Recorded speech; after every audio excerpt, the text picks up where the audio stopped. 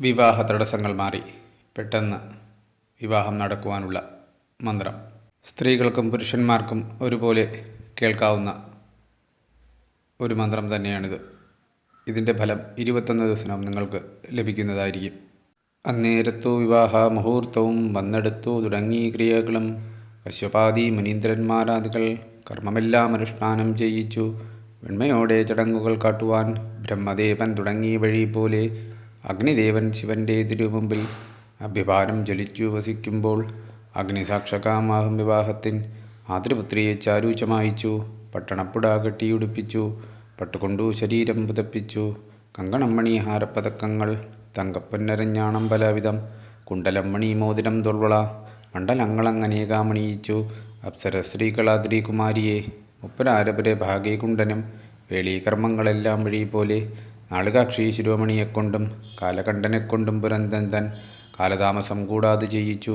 സാദരം മുകിൽ വർണ്ണൻ മുരാന്തകൻ സോദരീയാകും പർവ്വതകന്യെ സാദരം പുരേവീരിക്കുമല്ലവേ സോദകാദാനം ചെയ്തു കനീപൂടെ ഏണലഞ്ജന ശേഖരനീശ്വരൻ ഏണ നിർമ്മിഴിയാളാമുമായുടെ ശോണവല്ലഭം പോലെ മനോഹരം പാണീവല്ലഭം സ്വീകരിച്ചിടിനാൻ.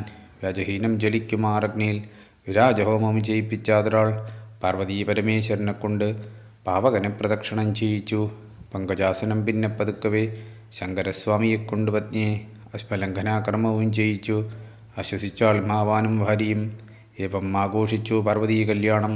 ദേവദേവൻ ദയാന്തി ശങ്കരൻ ഭാവമോദേന സാധിച്ചനന്തരം ഭാര്യയുമായി രമിച്ചു വസിച്ചിതു. ജ്യോതിഷശാസ്ത്ര ആചാരപ്രകാരം ഈ മന്ത്രം മുടങ്ങാതെ 21 ദിവസം കേൾക്കേണ്ടതാണ്. തീർച്ചയായും ഇതിൻ്റെ സദ്ഗുണം നിങ്ങൾക്കും ലഭിക്കുന്നതാണ്.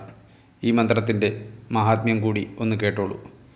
തലമുറകൾക്ക് മുമ്പ് തന്നെ എഴുത്തും വായനയും ഇല്ലാതിരുന്ന കാലത്ത് ഈ മന്ത്രം ഉരുവിട്ട ശേഷം തലമുറകളായി കൈമാറി വന്നാണ് ഈ മന്ത്രം എന്നിലേക്ക് വന്നു ചേർന്ന് അത് ഞാൻ നിങ്ങളിലേക്കും പകർന്നു നൽകുന്നു. ഇതിൻ്റെ നല്ല ഗുണം ഉൾക്കൊണ്ടുകൊണ്ട് തീർച്ചയായും പുരുഷനായാലും അത് സ്ത്രീയായാലും അവരുടെ മുടങ്ങിയ വിവാഹം വളരെ പെട്ടെന്ന് തന്നെ നടക്കുവാനും അവരുടെ ഇഷ്ട വരനെയോ വധുവിനെ തന്നെ തീർച്ചയായും അവർക്ക് ലഭിക്കട്ടെ എന്ന് ഞാനും സർവേശ്വരനോട് പ്രാർത്ഥിച്ചു കൊള്ളുന്നു. ഈ മന്ത്രം മുടങ്ങാതെ 21 ദിവസം കേൾക്കേണ്ടതാണ്. ഒരു പേപ്പറിൽ വേണമെങ്കിൽ എഴുതി വെച്ച് വേണമെങ്കിലും ഈ മന്ത്രം ജപിക്കാവുന്നതാണ്. കുളിച്ച് ശുദ്ധിയായി ഈ മന്ത്രം ഉരുവിടുകയാണെങ്കിലും നമുക്കതിൻ്റെ ഫലം വളരെ പെട്ടെന്ന് ലഭിക്കുന്നതാണ്.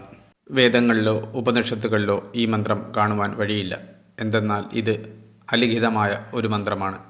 ഈ മന്ത്രം സ്വായത്തമാക്കുന്നതിനായിട്ട് എഴുത്തോ വായനയോ ഇല്ലാതിരുന്നിട്ട് പോലും എല്ലാവരും അത് പഠിച്ച് അടുത്ത തലമുറയ്ക്ക് കൈമാറി. ഈ മന്ത്രം ദേവലോകം പ്രേക്ഷകർക്കും ഉപകാരപ്പെടട്ടെ എന്ന് ഞാൻ ഭഗവാനോട് പ്രാർത്ഥിച്ചു കൊള്ളുന്നു. വീഡിയോ ലൈക്ക് ചെയ്യുക, ഷെയർ ചെയ്യുക. ഇത്തരം ക്ഷേത്ര സംബന്ധമായ വീഡിയോകൾക്കായിട്ട് ദേവലോകം എന്ന ചാനൽ സബ്സ്ക്രൈബ് ചെയ്യുക.